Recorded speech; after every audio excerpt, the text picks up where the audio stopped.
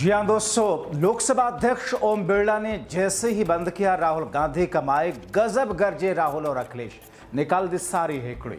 बहुत स्वागत है आप सभी का। आप देख रहे हैं द राजनीति का विशेष सेगमेंट खबर और विश्लेषण। मैं हूं जब्बार खान। दोस्तों, आखिर ऐसा क्यों है कि ओम बिरला हो, मोदी शाह हो, अपनी फितरत से बाज नहीं आ पाते? आखिर वो संसद जहां पर लोकसभा के अध्यक्ष को सभी को समान मौका देना है, मगर वो बार बार राहुल का माइक क्यों बंद कर देते हैं?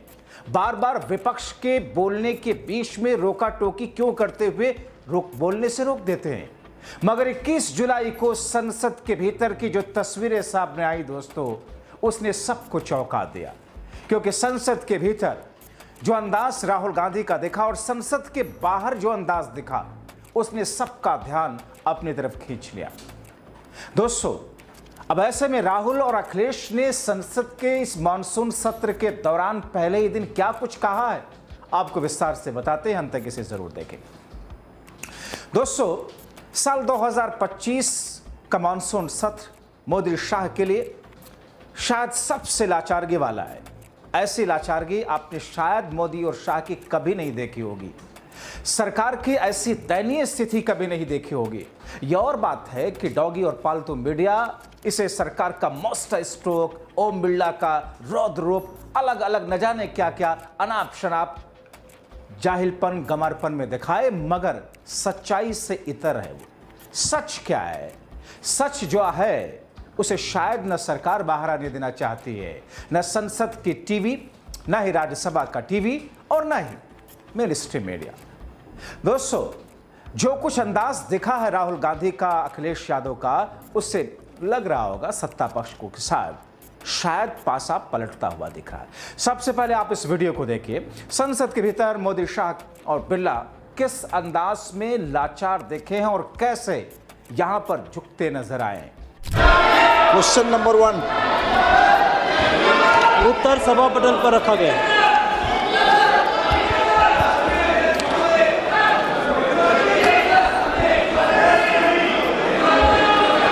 मैं माननीय सदस्यगण, प्लीज अखिलेश जी इनको बिठाइए, प्लीज एक मिनट बैठिए, प्लीज सुनिए, बैठिए, मणिकम जी बैठिए। माननीय सदस्यगण, ये प्रश्नकाल है और मेरा आग्रह आपसे निवेदन है कि हमें संसदीय परंपराओं को उच्च कोटि बनाने का प्रयास करना चाहिए और प्लीज और ये मिथक तोड़ना चाहिए कि सदन के प्रथम दिन सदन के अंदर व्यवधान पैदा होगा।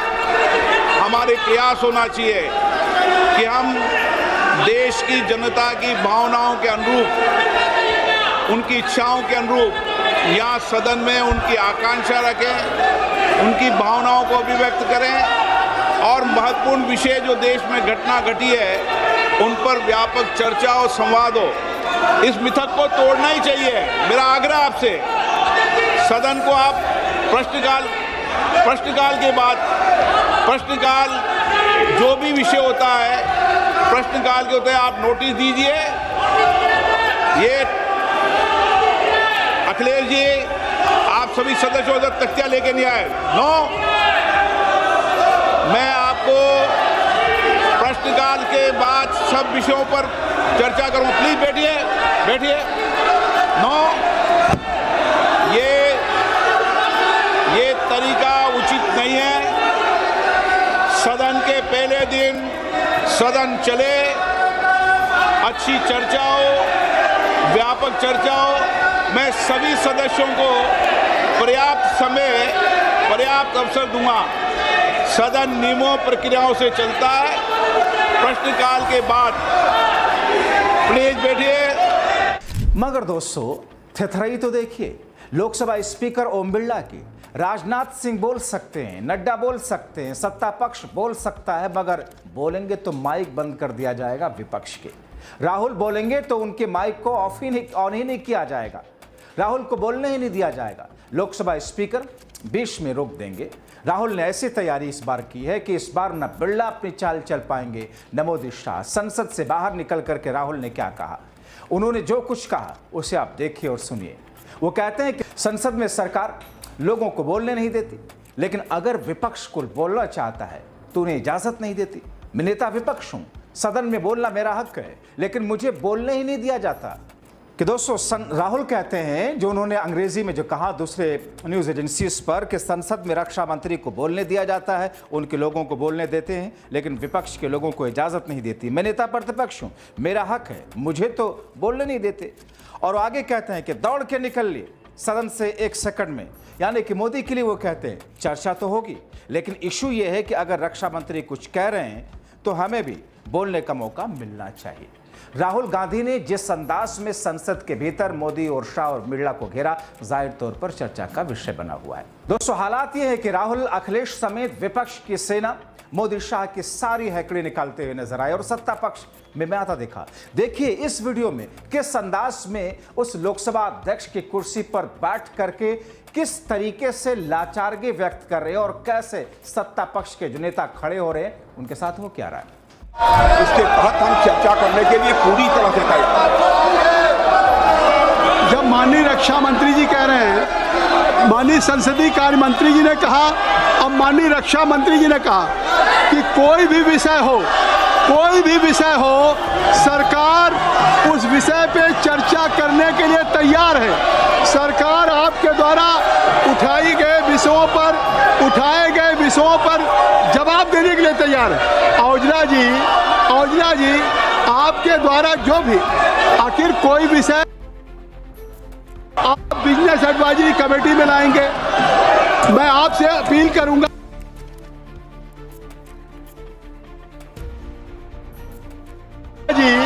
औजला जी आपके द्वारा जो भी आखिर कोई विषय आप बिजनेस एडवाइजरी कमेटी में लाएंगे, मैं आपसे अपील करूंगा, लीडर ऑफ अपोजिशन से अपील करूंगा, राहुल गांधी से अपील करूंगा कि आप कृपया, जब 0 आवर है और आज बिजनेस एडवाइजरी कमेटी की बैठक है, जो विषय भी आप चाहते हैं वो बिजनेस एडवाइजरी कमेटी में रखा जाएगा।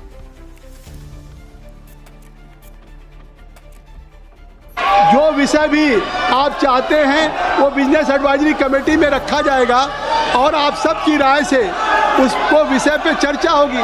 रक्षा मंत्री जी ने अभी कहा है, संसदीय कार्य मंत्री ने कहा है, अभी संसदीय कार्य मंत्री ने कहा,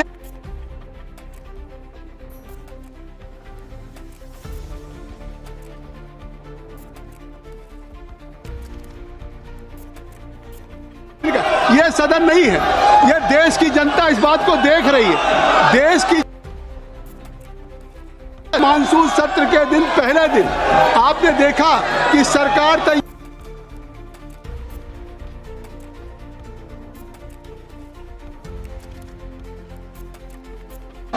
मानसून सत्र के दिन, पहले दिन आपने देखा कि सरकार तैयार है। प्रधानमंत्री जी ने कहा कि ये विजयोत्सव का पर्व है। जनता मानसून सत्र के दिन, पहले दिन आपने देखा कि सरकार तैयार है। प्रधानमंत्री जी ने कहा कि ये विजयोत्सव का पर्व है। पूरी दुनिया ने सेना के पराक्रम को देखा है, जिस तरह से लक्षित हमारी तीसरी अर्थव्यवस्था है। तो आखिर ये सदन, देश आगे जा रहा है। इस सदन में अगर आप चाहते हैं, हम बिल्कुल समय देंगे। आज आप सब लोग अपनी सीट पे जाएं, जाहिर तौर पर दोस्तों ये सत्र ऐसा है ही क्योंकि कुछ इस तरीके से फसल लगाई है मोदी और शाह की सरकार ने कि काटना तो उसे पड़ेगा। अब बबूल बोया है तो आम कहां से काटोगे? काटना तो पड़ेगा जो फसल आपने लगाई है। जो कुछ आपने किया है बीते दिनों में उसका जवाब तो देना पड़ेगा, और जवाब देने से आप भाग रहे हैं। और ऐसे में आप सत्ता पक्ष को बुलवा करके विपक्ष और राहुल को खामोश कराने की कोशिश कर रहे हैं। मगर इस बार जिस अंदाज में राहुल ने तैयारी की है, उसने जिस तरीके से अपने नेताओं के साथ मिलकर घेराबंदी की है, उससे बच निकलने का रास्ता फिलहाल सत्ता पक्ष के पास दिखाई नहीं देता। आप क्या कहना चाहेंगे? अपनी राय कमेंट बॉक्स में जरूर लिखें। अभी के लिए इतना ही, बहुत शुक्रिया।